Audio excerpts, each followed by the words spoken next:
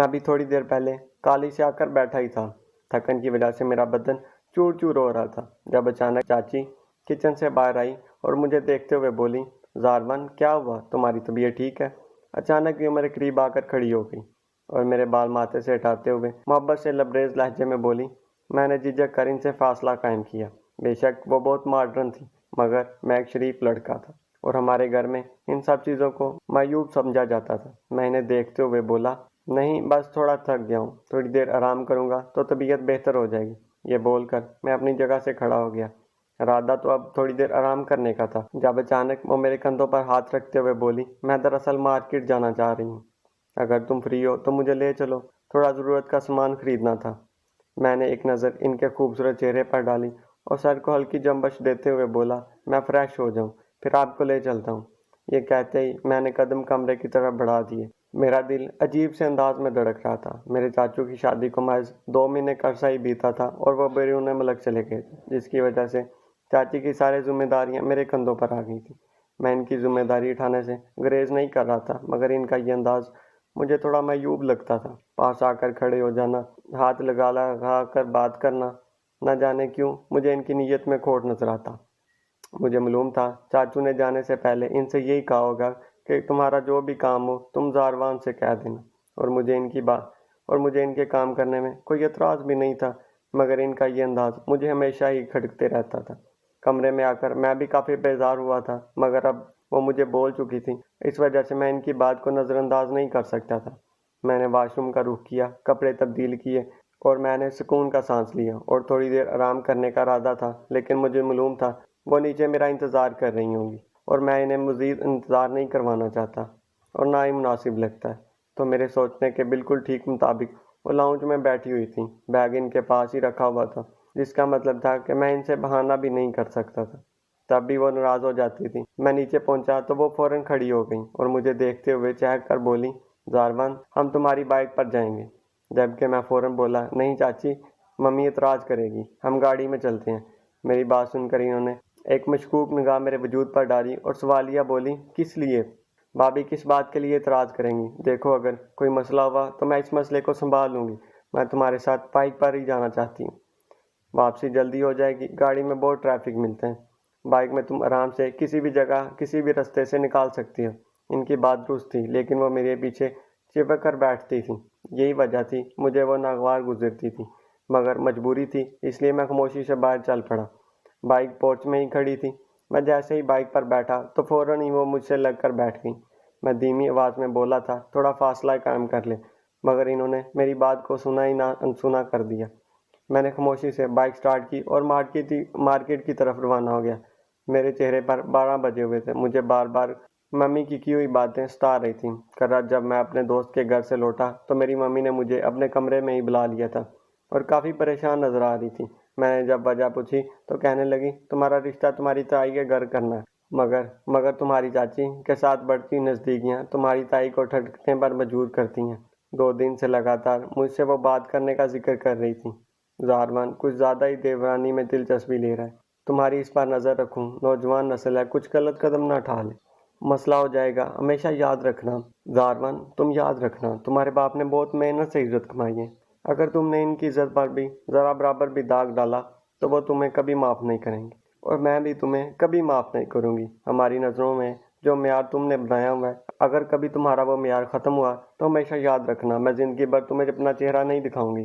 یہی باتیں میرا دماغ خراب کر رہی تھی۔ میں جانتا تھا کہ چاچی مجھ میں دلچسپی لے رہی ہے۔ شروع میں مجھے یہ سب کچھ اچھا لگ رہا تھا، لیکن کل رات مجھے یہی سب کچھ بے چین کر رہا تھا۔ اچانک انہوں نے اپنا ہاتھ میرے پیٹ پر لپیٹ لیا، میرا دل ایسا لگتا تھا جیسے ابھی پسلیاں توڑ کر باہر آ جائے گا۔ چاچی کی عمر زیادہ نہیں تھی، وہ مجھ سے تقریباً 2 یا 3 سال بڑی تھی۔ میں تھوڑا پریشان سا ہو گیا۔ گاڑی میں نے مارکیٹ کے شروع میں ہی روک دی۔ وہ فوراً بولی، یہاں پر نہیں زارون، اندر چلو۔ جب میں فوراً جھجکتے ہوئے بولا، چاچی، ارے نہیں زارون، تم میرے ساتھ چلو، ہم ساتھ شاپنگ کریں گے، وہ بہت عجیب انداز میں بولی۔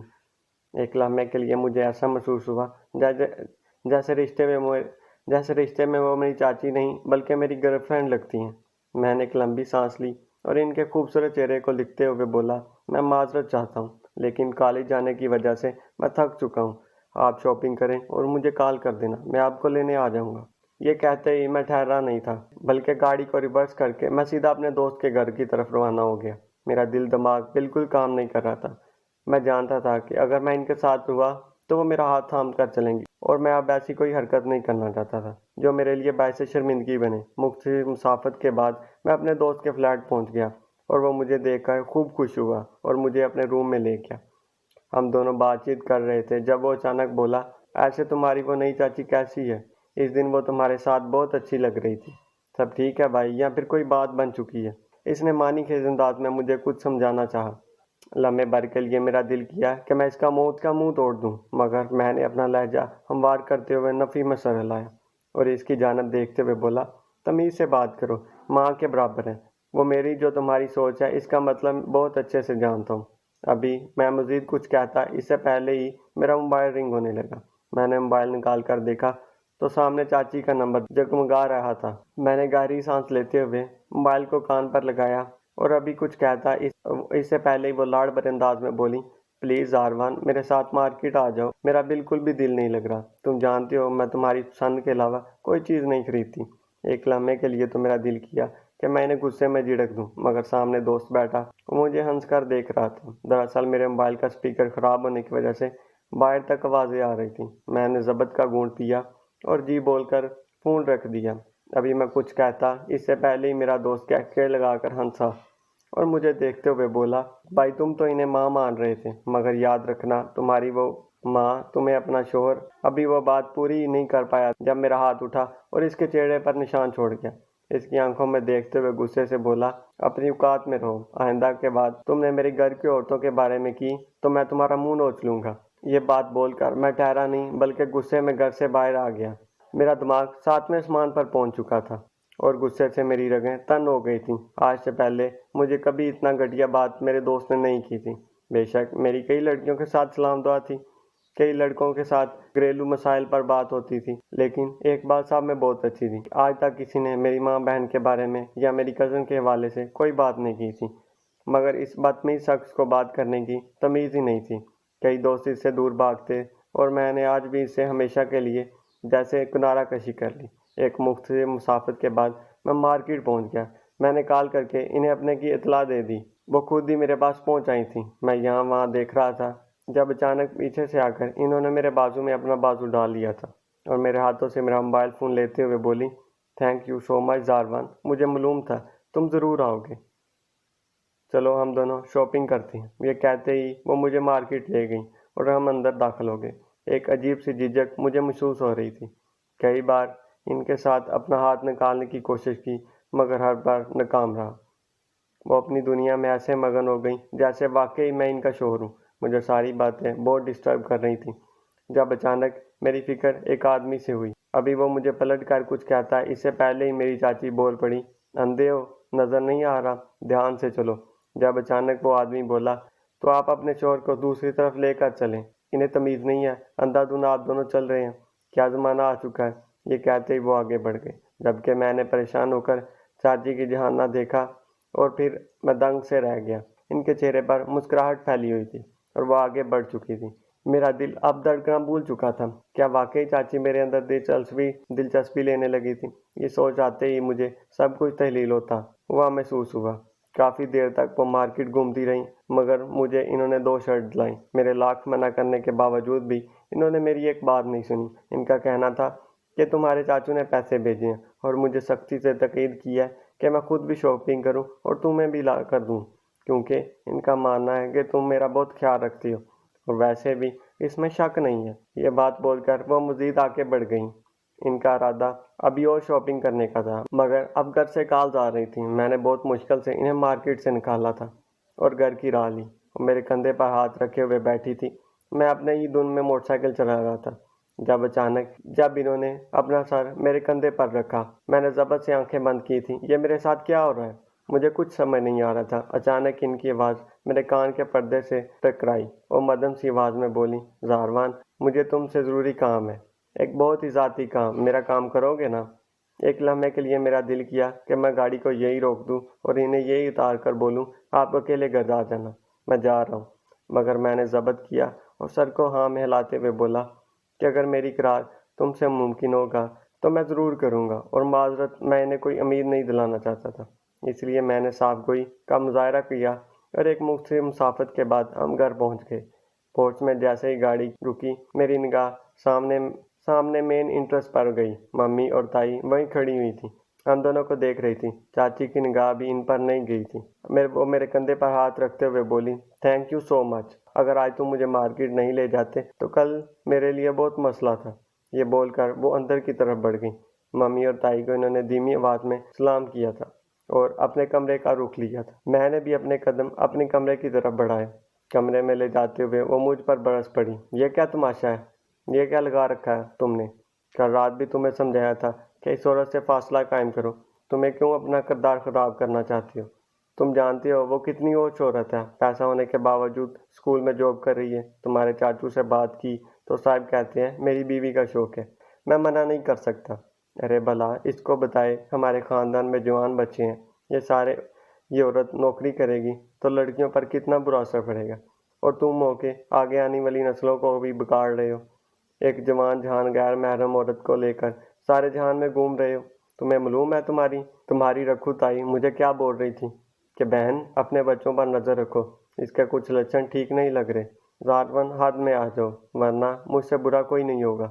ان کا غصہ دیکھ کر میں خاموش رہا۔ میں نے آج سے پہلے کبھی بھی ماں کے سامنے زبان نہیں چلائی تھی۔ میں ان سے بہت محبت کرتا تھا۔ میری دنیا کا کل سرمایہ ہی میرے ماں باپ تھے، اس وجہ سے میں ہمیشہ اپنی زبان بند رکھتا۔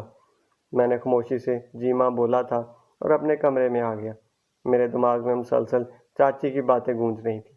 مجھے تم سے ایک ذاتی کام، اور یہ ذاتی کام نہ جانے کیوں مجھے کچھ ٹھیک نہیں لگ رہا تھا۔ وقت دھیرے دھیرے گزرنا شروع ہو گیا۔ 2 دن میں نے چاچی سے کلام بھی نہیں کیا تھا۔ اگر وہ مجھے کہیں نظر آ جاتی تو میں فوراً ہی وہاں سے چلا جاتا۔ میرا دل بہت گھبرا چکا تھا۔ ممی کی باتیں، ان کا غصہ اور آنے والی زندگی کو سوچ کر میرے رونگٹے کھڑے ہو رہے تھے۔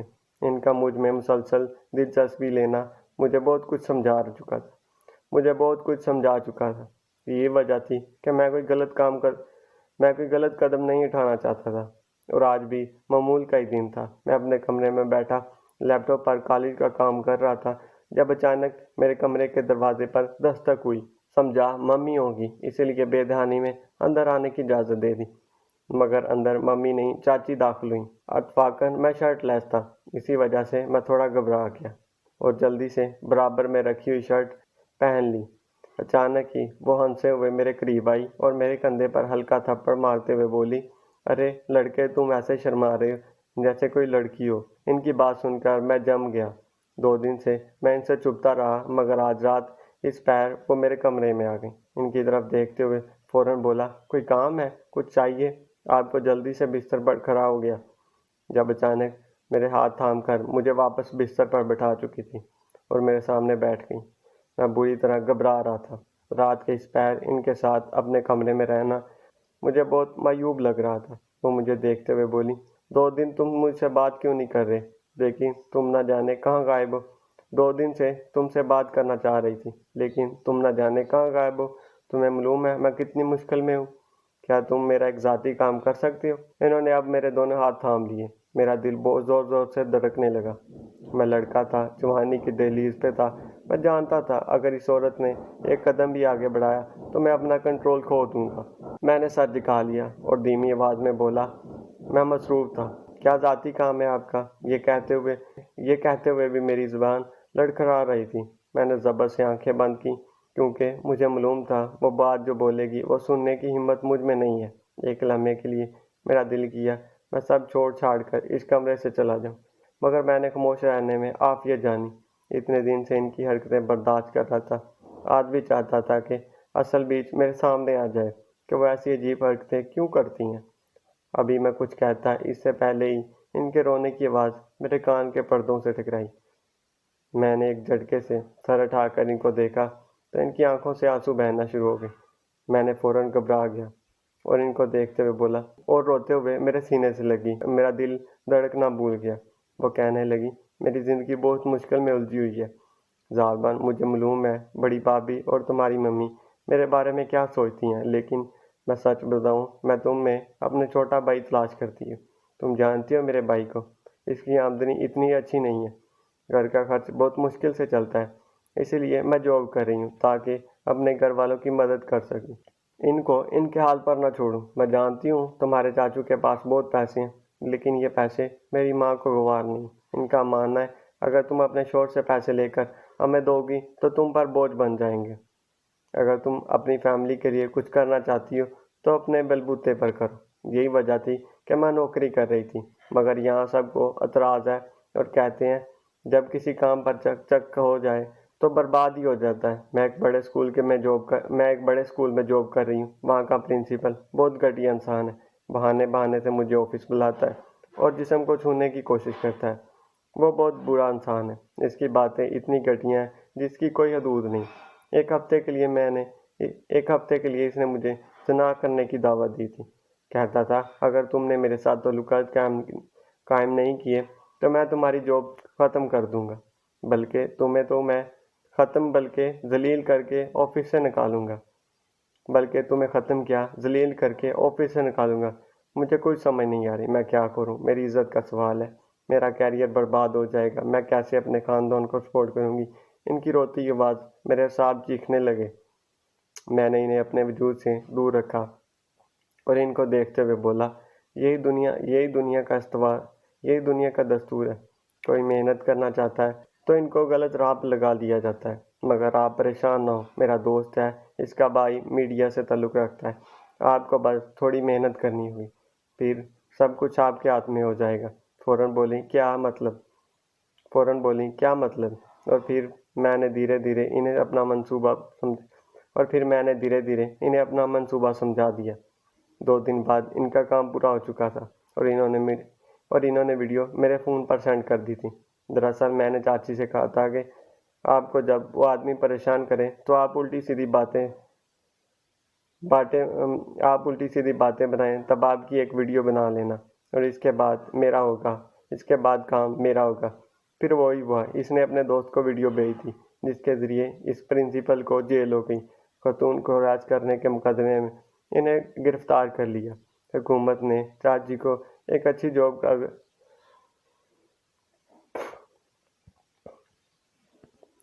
جاب کرنے کی دعوت دی، کیونکہ انہوں نے معاشرے سے ایک ایسے شخص کو ختم کیا جو عورتوں کے لیے عذاب تھا۔ انہوں نے اس دن میرا بہت شکریہ ادا کیا،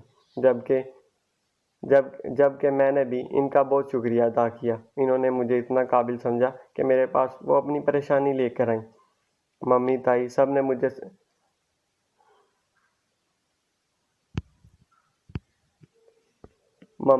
سب نے مجھے سراہا تھا کہ میں نے کس طرح اپنے خاندان کی عورت کی حفاظت کی، اور یہ بات بھی ممی اور تائی کو اچھے سے سمجھ آ گئی تھی کہ میں نے ان کے ساتھ رہتے ہوئے، مگر میرا اور ان کا تعلق بہت پاک ہے، مگر اب میں نے ان سے فاصلہ قائم کر لیا اور انہیں لفظوں میں بہت آسانی سے یہ بات سمجھائی تھی کہ آپ مجھ میں کتنا ہی بلا تلاش کر آئے، کہ آپ مجھ میں کتنا ہی اپنا بھائی تلاش کر لیں، مگر رہوں گا میں آپ کے لیے نامحرم۔ اسی لیے بہتر ہے کہ ہم فاصلہ قائم رکھیں۔ میں تمام بھائیوں کو ایک سبق دینا چاہتا ہوں۔ زندگی میں بہت سے ایسے واقعات آتے ہیں جس میں